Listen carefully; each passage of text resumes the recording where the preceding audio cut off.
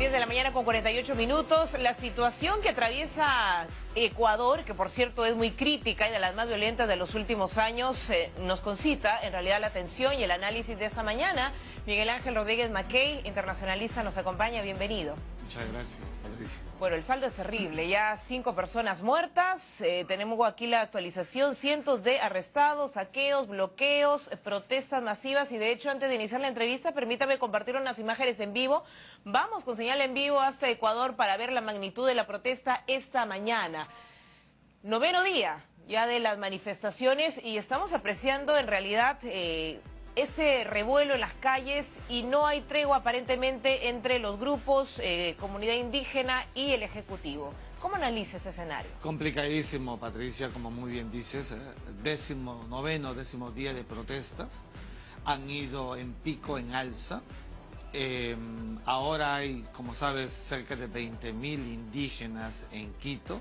Están apostados y solamente quieren una cosa: la derogación del decreto que da cuerda a las medidas que ha tomado el presidente Lenín Moreno como consecuencia del préstamo pedido al Fondo Monetario Internacional, que es de 4.200 millones de dólares, para cómo devolverle al Fondo Monetario. Entonces, más allá de que esté bien o esté mal, lo cierto es que ellos quieren un retroceso del gobierno solamente, ojo, para sentarse a conversar.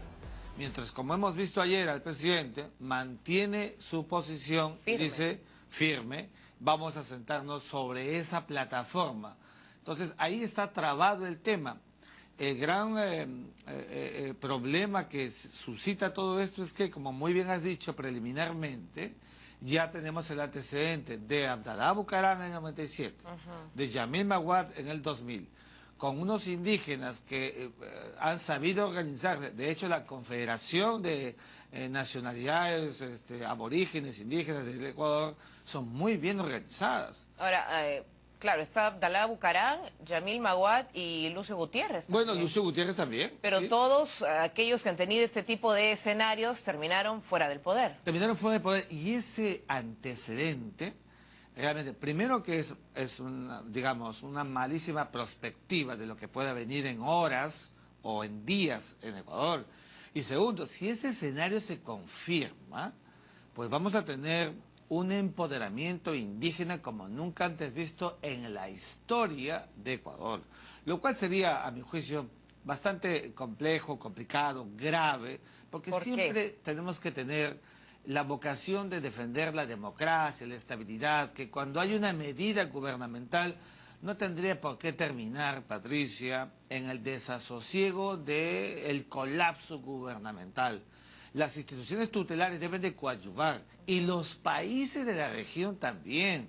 Por eso, lo que acaba de hacer, por ejemplo, el presidente de Perú y el presidente de Chile, en el marco de la reunión en Paracas, de coadyuvar a que el respaldo del presidente Lenín Moreno termine siendo la vocación de los países de la región, eso es importante y es bueno. ¿Cuál es el antecedente de esta crisis? Porque claro, se habla de la eliminación del subsidio del gobierno al combustible, pero si vamos un poquito atrás, el panorama con Rafael Correa era, por el contrario, bonanza económica, precisamente por los precios del petróleo que eran elevados y permitía, digamos, esta solvencia. Es importante retroceder para entender. Primero, que antes que llegue Correa al poder, en Ecuador hemos visto presidentes de ida y vuelta. 8 presidentes desde de los años 90 hasta que llega el presidente Correa en el año 2007 al poder. Una barbaridad en términos gubernamentales. Que refleja también una crisis institucional y gubernamental. Y claro, una enorme crisis política, institucional. Y entonces, claro, con una flagelación de esa naturaleza en el camino, Yamil Maguad dolariza la economía ecuatoriana, cae por eso, no obstante que después se dieron cuenta que lo que había hecho él estaba bien porque reflotó a la economía. La bendición internacional para el presidente Correa en el sentido de que el precio de los metales, como sabes, suben en el mercado internacional. Bingo para el presidente Correa. Bonanza económica. Bonanza económica, pero luego de esa bonanza hay crisis internacional y comienza a producirse forados internacionales para Ecuador que llega a tener una deuda de 40.000 millones de dólares. Ojo, mira, 40.000 millones de dólares y se retrotrae el fenómeno de la inversión en Ecuador. En tan poco tiempo. En tan poco tiempo. Y mira, el precio, no se está diciendo, el precio del barril del petróleo, que estaba en $100, cae a 22. O sea, hay una evidente, estrepitosa degeneración en el proceso económico ecuatoriano. ¿Y qué es el presidente, el presidente actual? Lenín Moreno. Pues tiene que oxigenar y sincerar el país. Entonces, a Lenín Moreno le toca simplemente afrontar las consecuencias y las medidas que toma, ¿es porque no tenía otra salida? Yo creo que no tenía otra salida. Tenemos que ser realistas y como internacionalistas serios que somos, decir, a veces las medidas no gustan. Solo que también hay que ver la manera de cómo hacerlo tiene pues su impacto. Y las medidas y las maneras como lo ha hecho, seguramente que ha producido lo que estamos viendo. Es decir, un recorte de vacaciones, ¿quién quiere perder vacaciones, Patricia? Claro. Un recorte en el salario, ¿a quién quiere que le toque en el bolsillo? Hay un costo social muy elevado. Muy elevado. Y hablando de costo social, ¿cuáles son ahora, parece no haber garantías constitucionales, preservar los derechos fundamentales? Hay un ejecutivo que de alguna forma está funcionando, de Quito se trasladó a Guayaquil, pero ¿qué pasa con el legislativo, cuya sede también fue tomada, el Poder Judicial también violentado? Bueno, hemos definido la situación actual en Ecuador de convulsión social, es decir, cuando se producen estas fuerzas, estas sinergias campesinas, indígenas, ingresan como Pedro en su casa en el propio Palacio Legislativo, el poder se ha retrotraído, el presidente hace un viaje a Guayaquil vulnerable, se mostró en ese sentido vulnerable, volvió por un rato, por un tiempo a Quito porque se dio cuenta que era importante que el poder del Ejecutivo se haga presente. Quería preservar el diálogo. Quería Corto preservar el plazo, diálogo. cosa que no ocurrió. Bueno, lo ha vuelto incluso a decir ayer, diálogo. Los comuneros, los indígenas, están en una actitud recalcitrante, no lo quieren, es decir, no quieren el diálogo, y cuidado con que no solamente ya no quieran diálogo, sino que vayan a mantener esa posición hasta haber salido al presidente del poder, lo que nadie quiere por la estabilidad de un Ecuador, que es un país amigo, hermano, etcétera, y de la propia región como corresponde. De manera que aquí lo que estamos viendo es un cuello de botella donde ninguno da su brazo a torcer y eso no es bueno. Yo le digo a mis alumnos, es clase de negociación. Hay que aprender a ceder. ¿Quién debe ceder aquí, el gobierno? Yo creo que los dos. Y en este caso, evidentemente, el gobierno. Y, por ejemplo, instrumentalizar y decir que las medidas adoptadas vamos a hacer reajustes en ellas. Pero sentémonos en la mesa para ver cuál va a ser la naturaleza de ese reajuste de las medidas y no, como están pidiendo los comuneros, una derogación total, con lo cual también, si lo hace de esa manera, el presidente se va a ver debilitado. Ahora, y es muy peligroso porque también la deuda se incrementa a largo plazo. La deuda se incrementa y el Fondo Monetario Internacional, si presta dinero, es porque tiene confianza en ti. Quien te presta dinero dice, tú eres creíble. Entonces, por eso le prestaron. Hay una situación, una receta, que no ha sido mandada por el Fondo Monetario, como están diciendo.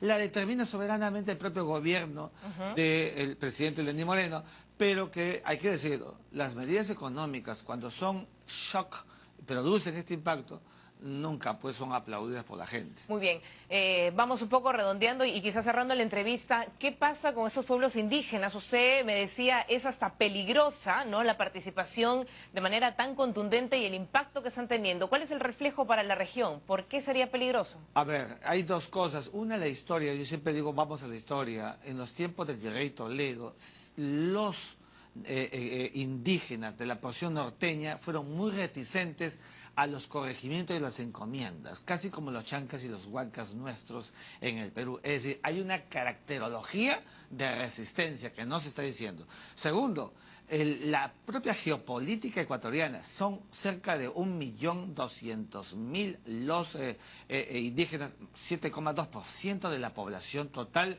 saben y pueden movilizarse muy rápidamente, por eso ingresaron tan rápido. Tienen capacidad de organización tremenda y capacidad también de protesta. Y también hay que decirlo, aun cuando siempre hemos creído que el sincretismo con España ha sido bueno porque nos trajeron idioma y religión, hoy es 12 de octubre y el 12 de octubre es el día en que se produjo el descubrimiento de América.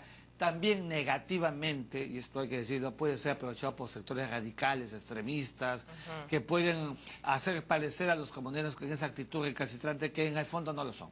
La fuerza de Venezuela, la fuerza correísta, también como le han denominado el sector de Lenín Moreno. ¿Qué tanto poder tiene Venezuela en esta protesta y el poder de los infiltrados? Yo creo que mucho. Yo creo que las fuerzas exógenas del presidente Correa en Bruselas y de Nicolás Maduro en Caracas están coadyuvando a mermar la estabilidad. No me quepa la menor duda, Nicolás Maduro es un dictador que solamente sabe hacer siniestralidades, Patricia. Y seguramente ante una coyuntura donde se pone vulnerable el sistema político, el gobierno, evidentemente van a colocar sus espacios para seguir mermando la estabilidad del país. De manera que son elementos exógenos a los que ya se ha referido el propio presidente Lenín Moreno, imputándoles alguna relación con lo que viene pasando en Ecuador. Definitivamente. Entonces, desde su análisis y su experiencia en estos temas y conflictos internacionales, ¿hay salida a corto plazo o no?